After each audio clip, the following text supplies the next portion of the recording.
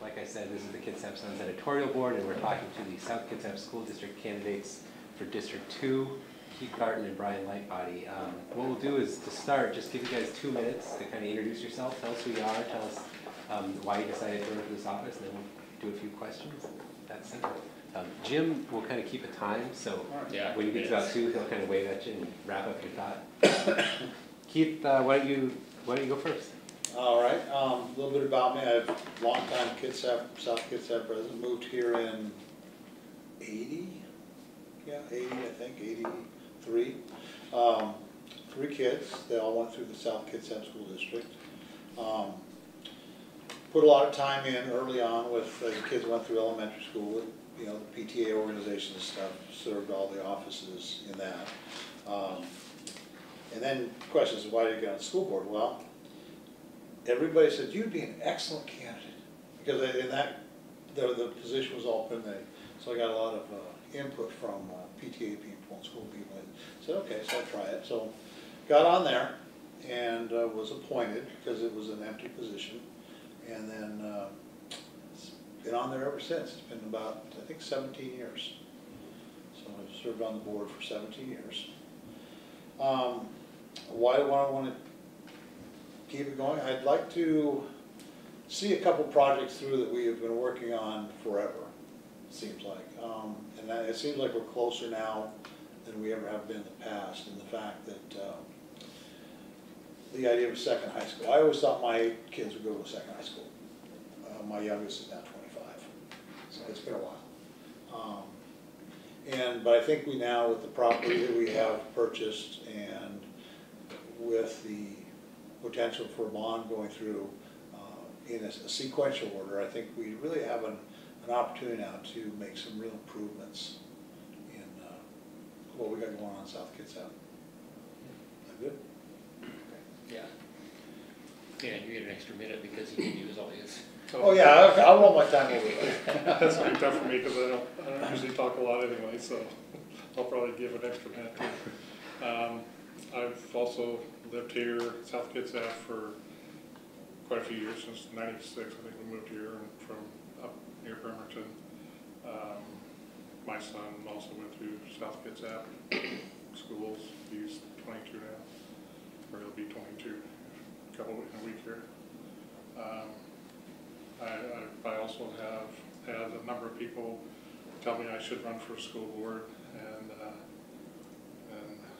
a number of years ago I considered it a little bit, but actually Keith and I have known each other for a number of years. He was my son's first scoutmaster, and so when I found out that we lived in the same district, I didn't really want to run against him, and so then anyway, this year a number of people suggested it again, and actually somebody told me they didn't think he was going to run again this year, but anyway, I still don't really want to run against him because I don't, I don't want anybody to think that I don't like him or don't like what he's doing right now. But yeah.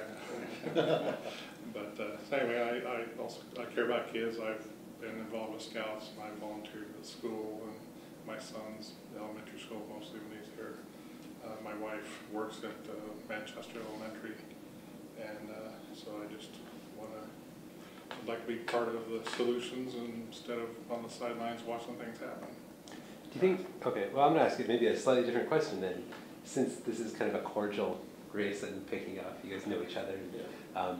Are there things that, Brian, are there things that you feel you bring that are different than maybe what different traits or different skills than what Keith uses in the way he approaches the job of a board member? I think in a number of things I do, yeah. I started going, when I started considering this back in April, so I started going to all the board meetings, and I talked to the board on their transgender policy that I had some concerns about, and I would have voted differently than what Keith did on that. There's other things I think I can provide a different perspective, and whether or not sometimes maybe just a devil's advocate type of thing to where, you know, need to look at the other side of things too and make sure we're prepared for people that ask these questions or think along these lines too, type of thing. Is there, you said your wife works at Manchester, so clearly you have kind of that viewpoint and you probably hear things from her and other colleagues. What do you hear there that maybe you think the board, are there things that you think the board isn't addressing or maybe isn't hearing or needs to know? What do you bring there? What do you hear from, I'm not saying her in particular, but from teachers or from the community? One thing that unfortunately is proving more and more true that I've identified in some of the, I think, in the information I filled out for your paper and that, security, I think, is something that needs to be looked at in more depth. I think for everything from having, from modifying some of the schools and reinforcing entry points and, you know, and access, looking at that, to even potentially looking at having, you know, people designated, you know, potentially armed or something. I mean, I think the whole gamut should be looked at from a professional company that does that, and I think there's more we can do to keep our students and staff secure. Is there something specific, or is that more of a general, I mean, I know we've had nationwide a lot of different things to raise that issue. Is it more of a general thing, or have you heard this school or this incident that gives you that alarm? Well, I mean, just last week there was a threat at one of our junior highs. And I've heard from a number of people that I know that work in the district that, I mean, my wife is one who's told me that, you know, she sits right inside the front door. If somebody were decided there, she'd be a sitting duck right there. And there's, you know, nothing that could be done about it. I've heard other people talk about, you know, some other districts have things set up differently and more secure setups than that. This is Martha Burke, who just joined us there. Keith Garton and Brian Lightbody is who we're talking about. Keith, maybe tell us, where, what have board discussions been surrounding safety? What do you feel has been done? Do you feel the same kind of concern over that issue? Not particularly, because one of the things you have to look at is, you know, our students are probably in the safest place they can be when they're in a public school. I mean, of course, there are school shootings that make, you know, headlines, and of course we take that to heart and think, oh my gosh, the schools are really dangerous. But, you know, if you look at the literally millions of kids that are in school, and usually, you know, if you look at statistics, you know, the number that are harmed in schools is really low. I mean, I make the case to my kids when they're in school. Of course, we do lockdown drills and stuff, and you are, you know, your kid is in much more danger getting in your car and driving to the mall from a car accident than they are getting hurt at a public school. So on one hand, you don't want to overreact. We don't want to turn our schools into prisons. You know, I have been in schools where, you know, not only just metal detectors, but the doors are constantly locked. You're buzzed in through a double door system. It is really like going into a jail. And I don't really want our schools to become that. Especially, like I said, kind of like I said, overreacting to a non-existent threat. I mean, the risk, again, if you do risk management, it's pretty small. But to that end, of course, you do need to be prepared. That's something we can do. And we have a number of issues that we're working on. Again, it does a lot of times boil down to money. I mean, we look at schools with open breezeways. South Colby is an example. You have pretty much almost every single classroom outside the main building open to the outside. You know, how do you secure something like that? You know, so again, we're looking at ways to do that. I mean, closing the breezeway, etc.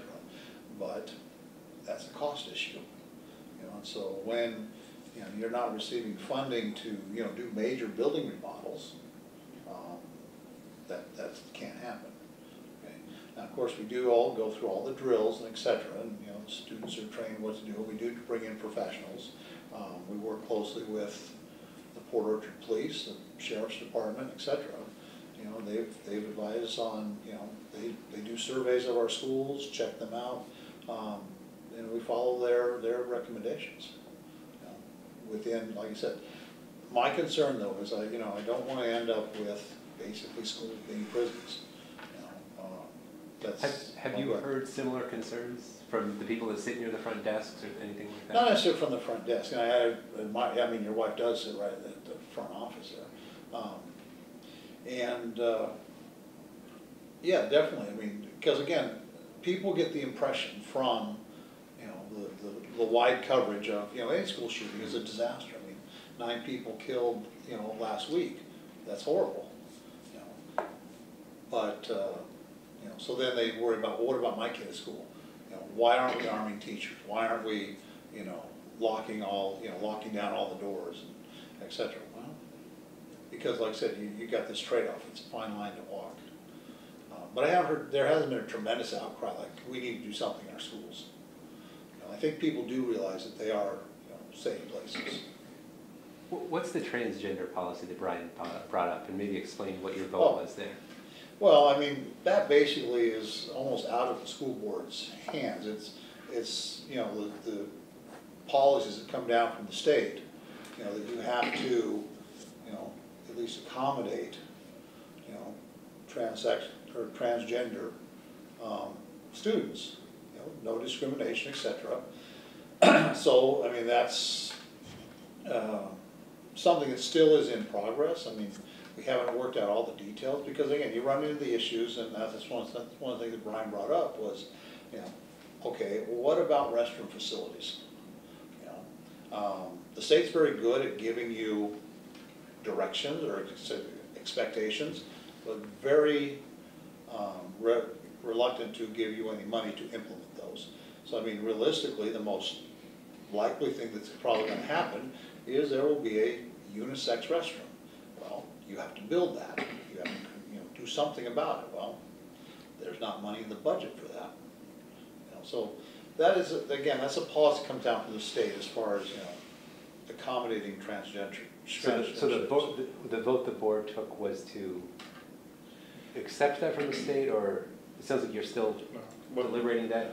The policy basically was 3 sentences, basically saying we won't discriminate, we'll accommodate transgenders. Yeah, it was just short and then it's up to basic you and what that looks Yeah. like. well, and my concern was that didn't really say anything, and what the board did is it was left vague, and I thought it should go into, you know, have some more thought and go into some more detail as to, does that mean you let transgenders choose the restroom that they want to use, or the locker rooms they want to use, or whatever? And what do you do you put places in to keep them from scanning the system just because you've got teenagers with raging hormones and stuff like that that are going to try to So use the system? The objection was more that it wasn't fleshed out with some specifics on what this opens Well, up. and I thought the policy should have covered these, you know, and the answer the board basically gave was that, well, this is just policy and that would be implementation, so the superintendent does that. But yet, in that same night even, there was other policies that came through that were, you know, 3 and 4 pages long that go into great detail. So, and I don't think it's fair to the superintendent to let her decide, okay, what does this mean? Do we have to let transgenders use whatever locker room they want, or, you know, what kind of, you know, it's kind of wide open. And I thought the board should have gone into more detail on what the policy was and how they wanted that. That could do the difference there. If you want to add something. No, that's okay. One question, we've been asking this of most of the school board candidates in the other districts is, give us your reaction to Superintendent Reed. How do you think she's done? What do you think the board interaction is with her? What would you bring to that discussion? Maybe what you feel your relationship is? First, you want me to go first? We'll let Keith go first. Oh, no, to be honest, I think that's one of the better hires we've done. I mean, realistically, really the only job of the school board is to hire the superintendent. That is our main function. And like I said, having been here for numerous superintendents, and like I said, none of them were bad that we've been. I just think Dr. Reed has done an outstanding job. She's really kind of re-energized the district. You know, we had to, of course, through the 2009 collapse and everything, and budgets were cut. You know, morale did suffer a bit because, you know, even down to building budgets, you know, how much paper can you buy, et cetera. We were really pinching pennies. And so what I see happening with her is she has the connections and networking ability that she is actually bringing in a number of innovative programs to really, like I said, reinvigorate our school system. We're looking at International Baccalaureate, starting that up. That's a brand new issue or program for us. It's been worldwide for a long time. We're just pursuing it. Of course, the state is asking us to implement STEM throughout the whole thing, and she's been very instrumental in bringing a number of really good STEM people and programs and training to the district. And she just has a way about her. I mean, the employees love her, you know. And again, as far as a leader, if you got your employees that love you, you know, she could be the most awful person in the boardroom, but if the employee likes her, you're good. So I think she's done a really good job. I mean, we're only in year 2, so. Yeah, so from the perspective you have, what do you see there? Obviously, I don't know her anywhere near as well as Keith would, him being on the board. She offered, and I sat down with her early, you know, after I filed and that. And we had a great conversation. I talked to her about the budget issues we had a few years back when she came in to a very difficult situation. And so, yeah, I think I pretty much have to agree with Keith. I think she's done a great job, and she took the bull by the horns when she first came in, and, you know, did the tough thing that she had to do to turn things around and make things good, better. So. How do you keep her? I guess that's the question we should. Well, yeah. Break that into her contract. Yeah, right. Well, actually, let's talk about another money thing that both of you brought up. Was looking forward the likelihood of running a bond to build another high school. First, is that an idea you agree it's time to pursue? And then second, what do you feel you bring to that as far as just the understanding of it, the support of it, and then communicating those needs out to the community? How would you go about that?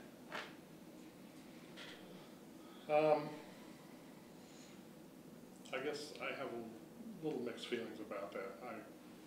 I certainly don't have any problem with the bond being out there.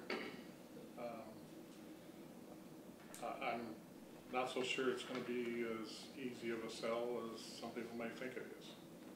You know, we're moving 9th grade up into the high school, and the latest enrollment predictions that I saw were not really increasing. So the need is not becoming greater in the future. So You haven't been convinced of the need yet? I'm not so sure it's Okay. a must-have type of thing. You know, I think everybody will agree it would be nice to have and be good to have, but when you've got all kinds of other levies and bonds and taxes going up and cost of living going up and wages not necessarily going up with that, I think people are they may be a little more reluctant to vote for the nice to haves and be really good to haves and not vote for it unless it's an absolute must have. Do you think it's a must have? Pretty much. If we want to, again, you look at what is best for our students, and that is why the 9th graders are moving up to the high school.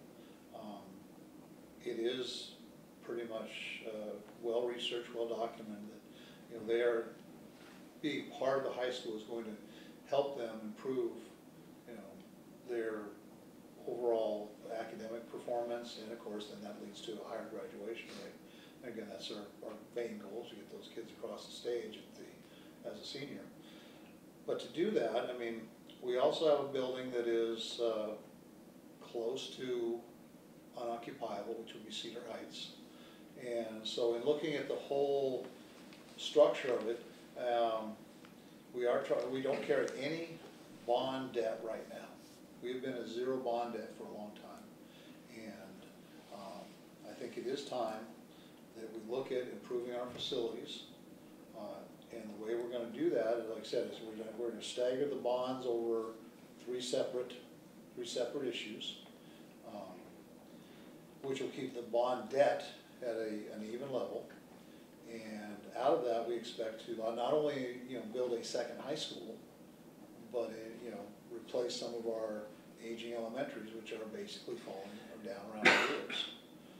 So yeah, it is necessary, I think, to, take care of our facilities. It is, again, to help the students out the most, we need to remove as many obstacles as we can. And if facilities is one of those obstacles, which we really, like I said, we haven't had bond debt for a long time. We haven't done much with facilities since we built Millinox Ridge and Sedgwick and those schools. I mean, you're going back decades upon decades. So like I said, I think it's time. We have the property. We've looked at, all the, pre-work to get that done. And like I said, I think it is time, and I'm really hoping that the, Port Orchard community will step up and say, yeah, we really do need to, take care of the next generation of students. What would the size of those high schools look like? If they were to go ahead? We're hoping that they would be, you look at, the ultimate, in utopia is a four-year high school at between 1,600 and 1,800 kids. And they would both be kind of... And that, again, that's what we're hoping, because by the time you bring the ninth graders into the mix, and again, if Cedar Heights goes down, we have to spread some of the other 7th and 8th graders. Maybe we go to just a 7th and 8th grade model, or maybe 6, 7, 8. We're looking at 6, 7, 8 right now. What that would do is, again, you look at all the research and across the country, around the world, what that allows is that size of high school, you get a much better interaction between the staff, the teachers, and the students. You have a much better interaction amongst the students themselves, and it just lends to a better high school experience. How many students are in the current high school? We are looking, what are we at, 2,200 right now? Okay. Something like that. And then the ninth graders have already joined the high school? No. No, it will be next year? That's going to be a phase-in. There is some question about that. Dr. Reed would like to phase it in over a little bit longer time frame, over the next couple of years. The committee we put together to study it, and their recommendation was next year. Okay. So where will they go? I mean, if there's not room? I mean, They could still use Cedar Heights. Well, there is. Yeah. there is room in the current high school? Yeah, Okay. because at the height, I mean, if you go back decades ago, I mean, we had an high school that must have been 28. I think it's at one point we were around 28. So. Was it the largest high school at one point? I think, I remember when my kids first started going there, I think somebody said it was the largest high school this side of Mississippi. It was something I remember. For whether that was true or not, I don't know, but it was a big school. You're in the middle of the most recent levy that was passed that did a lot of maintenance on buildings, I believe. Expires in 2 years. Going on with this bond conversation on one hand, and then there may be this, and of course you don't know what the state's going to do, but when the district is looking out, do you think there will be a need to go for another levy, kind of to replace the one that's currently in there?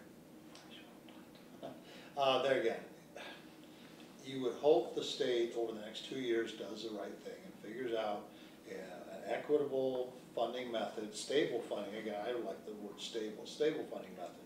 So you don't have to, every 2 or 3 or 4 years, guess whether you're going to get 20% of your budget. Now. What are you guys doing to prepare for that? Well, what we've learned over the past years is you don't count on the state. So we are planning on running it. Another levy is in the forecast. and maintenance operations. And you said, you know, there were improvements, not improvements done to building. It was more It was fixing maybe ceilings, fix up, roofs, catch up roofs type and stuff. things like Yeah, that, you gotta fix a roof. When you're collecting rainwater in buckets in various Right. places around the school, that's time to fix a roof. My guess is levies are not going to go away immediately. But there again, if McCleary is fully implemented, that really does, if the language is read and if it's implemented properly, that does do away with the levies for school operation. Levies will be there for extra stuff, Right.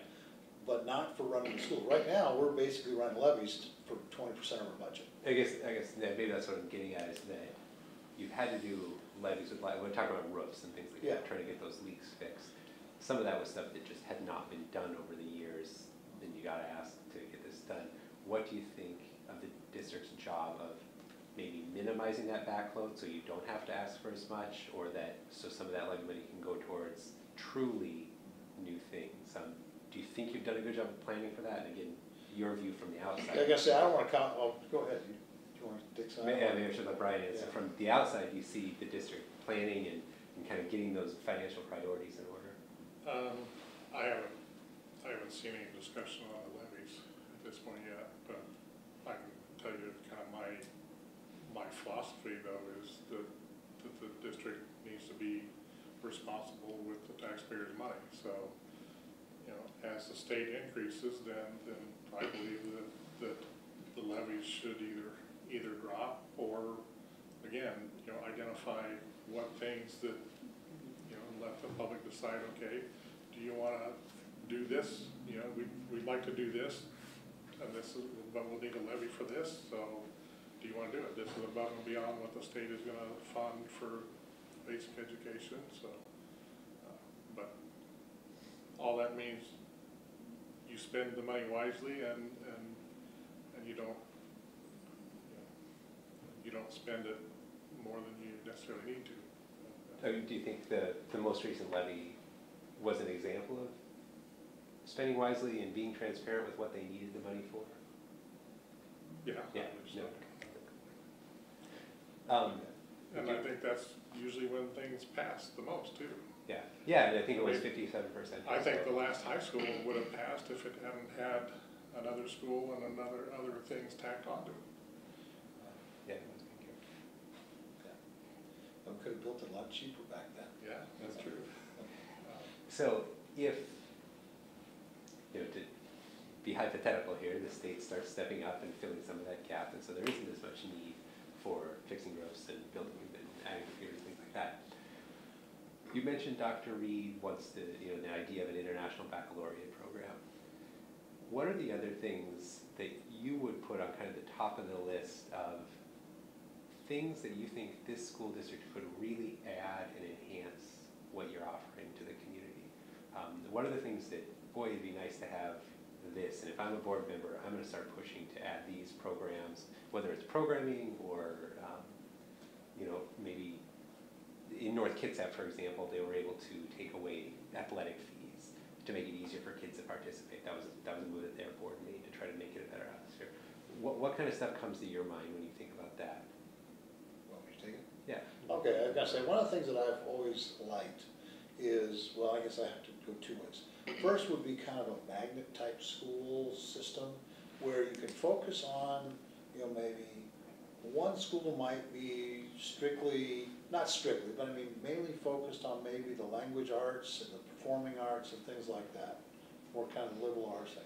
Then another school might be focused on, you know, your STEM type things, your engineering, your math, your science. Again, to give kids a little bit more, not to say tracking, but focus, if you will. But again, that's more expensive because you're separating, you've got still, and again, I'm not saying that they have different requirements, they still got to graduate, still have the same, you know, state requirements. But again, there just would be, you know, a specific place for your interest. I think that would help kids be in school or be, you know, more likely to stay in school, things like that. The other thing is, this is something we were talking about all the way back when the Banner Forest was kind of in flux, is if we could put together a real partnership where, and this is something I'm gonna really try to get through with our new, if we do get a new high school going, is on the, kind of in the same campus, if you will, there is all of the services that you need for high school students. Maybe the health department could have a small office there. We already did a little bit of example with the Kitsap Credit Union office in the high school, existing high school. Maybe something with the DMV, maybe something Kitsap Regional Library, etc. That they would be not partners with us, but have actually a presence there, not necessarily a huge presence, and I certainly don't want to make it a commercial presence, but some of those services where, you know, going to high school is also, you know, you can do, you can, you know, really interact with all your needs as a high school student. I don't, there's nothing in particular that comes to my mind specifically that, you know, that I think that would be really good for them to have necessarily, but in fact, I think from what I've seen that they're doing, Dr. Reed is doing great at, just last night there was a presentation on the Japanese that they just brought in and how that's just exploding. As a language. Yeah, it's a new language. Yeah, so, yeah, I mean, you know, whatever like that is, that takes off and has an interest, then, you know, certainly the more you want to provide that, and, you know, and other things that'll help the students transition into future jobs. And, you know, I'm not sure about the magnet school necessarily, but, yeah, I agree. You need to have that kind of variety to, and have the options as best you can, whether you do it in a magnet type of school or other ways. But you, yeah, I agree. You want to try to have as many different paths as you can that will support the students in their lives in the future. And magnet school, kind of like the Bremerton example, is that, you know, how they put STEM at West Hills, Yeah, for example. Is so that kind along of those lines, yeah. along those You know, it doesn't have to be, you know, really rigid. I'm not looking at that, but I mean, just that, you know, there might be more science and math programs offered at this particular facility and more performing arts. So if you're more interested, let's say, in the drama and let's say the arts, you would want to go to this school. Whereas if you really want to be, you know, mathematician, you'd go to this school. Yeah, a little how it works in Yeah, Bremerton. Or if you want to take idea. Spanish, if you want a kid to Right, learn you would Spanish, go to that. you go to Naval. Yeah. And I think we kind of already have a little bit of that. There are several schools that have taken on the STEM With the elementary. emphasis on the elementaries, yeah. What is the dropout rate in the high school? Is that an area of concern to either one of you? Who do you want first? I'll jump on. You're first. The question is, who is measuring it? The problem that you have with dropout rate is there's literally a dozen different formulas that the state uses and other organizations use to measure what is your dropout rate. The most honest one I think of is how many kids start in 9th grade at your high school and how many graduate. Okay, and you got to again factor out what the biggest problem is they don't factor in a lot of times. There are kids that leave 10th grade, 11th grade, and they transfer, they go somewhere else, and you don't know where they go. Okay? So that artificially makes your dropout rate look worse. Okay? So like I said, the most honest one I've seen is where you're actually tracking Joe. Joe starts in 9th grade. Does Joe graduate? You know, of course, not allowing that Joe didn't leave during the middle of it. And generally, we are in the high 80s.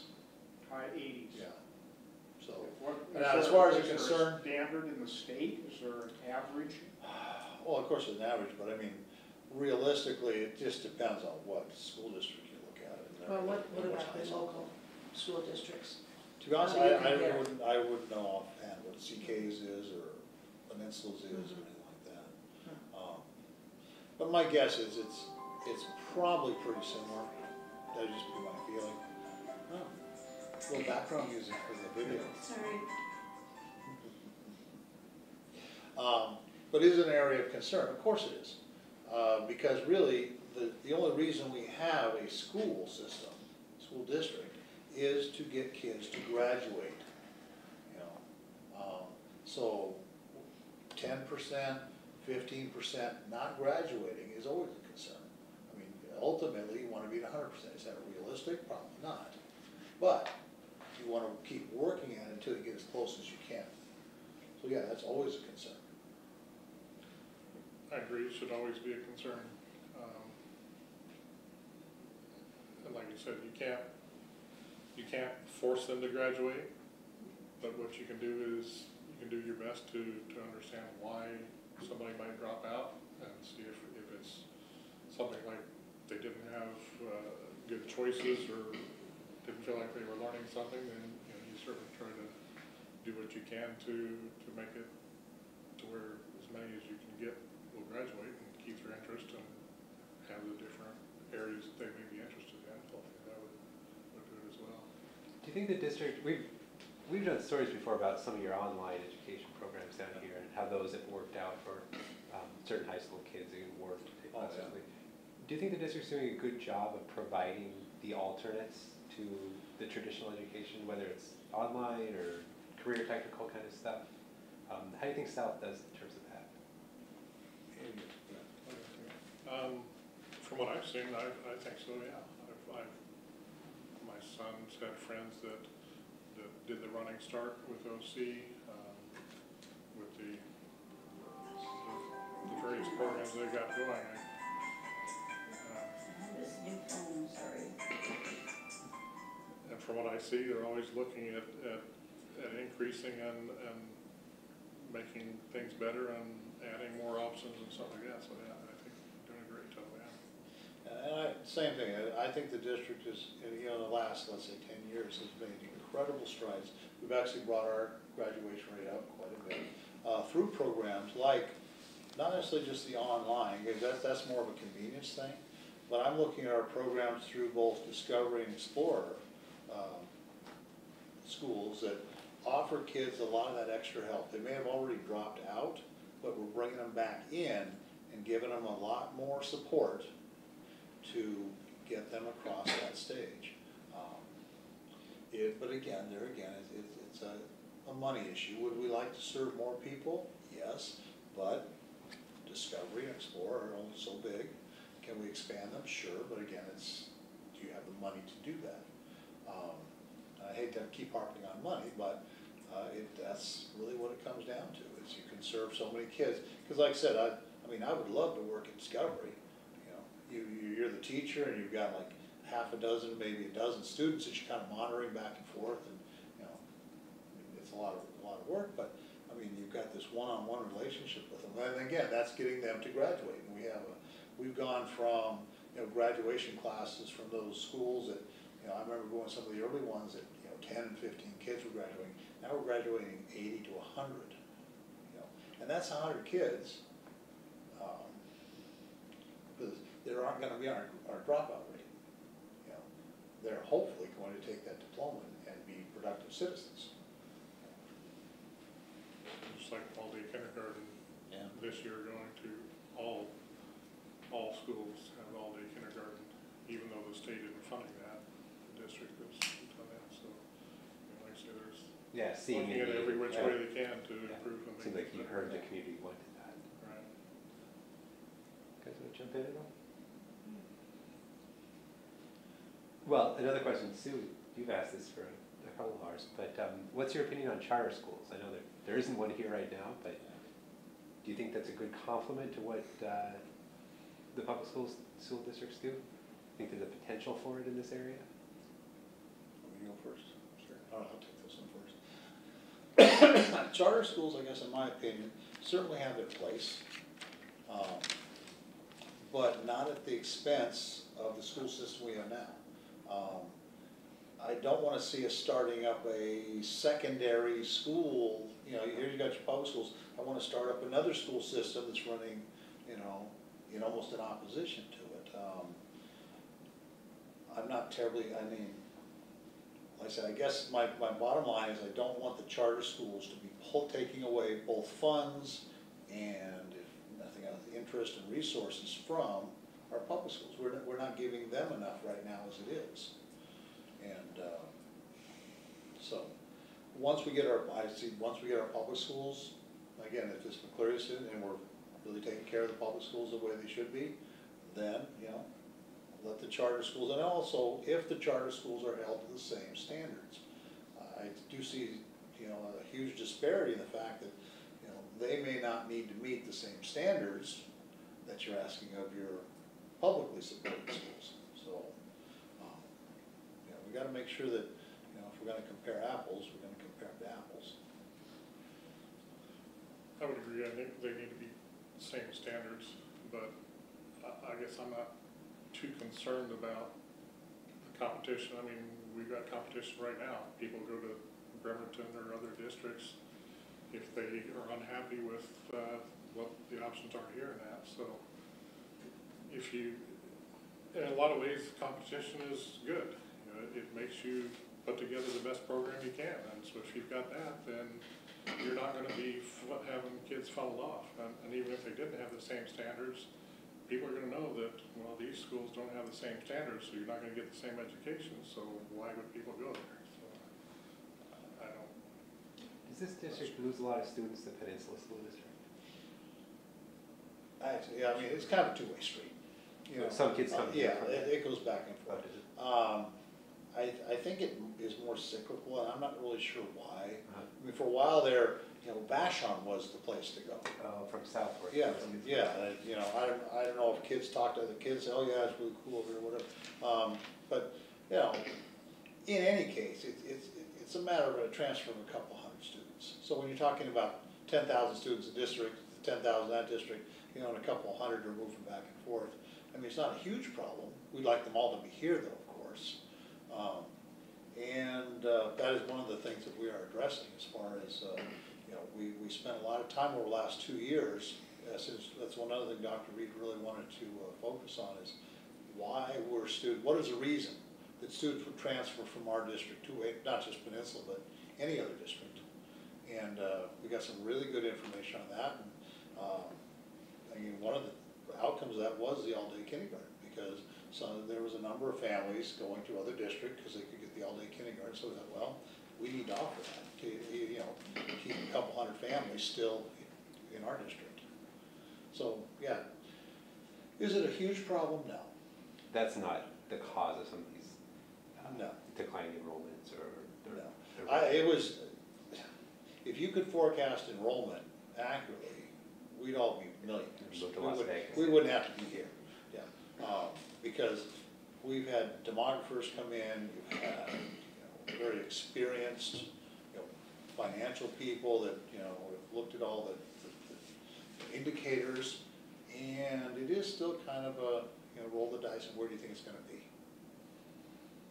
So. Well, we appreciate this time to talk to you guys. We'll wrap it up. I'll give you kind of a last statement to leave us with, because I know you need to prepare for your next meeting. That's one or the other. Now you're warmed up. Yeah. We'll let Keith go first, and then Brian can finish us off. But one thing, and you've done this a little bit already, but we always ask if there's anything that we haven't asked that you think you really wanted to leave us with, please do that. And also, and I don't mean this in a way of taking a shot at the other guy, but what do you think it is that separates you to a voter from your opponent? Feel free to bring that into this thing. Well, I guess I'll start with that. I guess one thing that I, you know, have that I think is going to be beneficial to the school district is just the incumbency, kind of the knowledge. And I mean, not that there should never be new people on the board, but realistically, what I've seen over the years is it's a good 2-year process from the time you get elected to where you really feel comfortable on all the financials and the academics and all the stuff that goes on in the school district. It's a pretty good learning curve. I would like to continue on right now because I think it'd be really beneficial to have a stable board without having to go through that learning curve, especially given the fact that we're embarking on possibly a bond issue, a bond election. We will be looking at a levy probably in 2 years, and with the implementation of a number of new programs. I would just like to give it another 4 years. So. Kind of along those lines, I think it may also be good to get somebody new in there. And I think I can provide a little different perspective, and just like I've already talked at the board meetings, I think I can kind of provide some different perspectives and some ways to look at things that may help the district and the board be better prepared for things like the levies and bonds and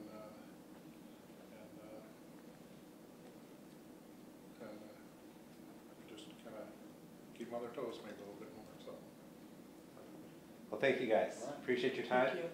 very much appreciate it.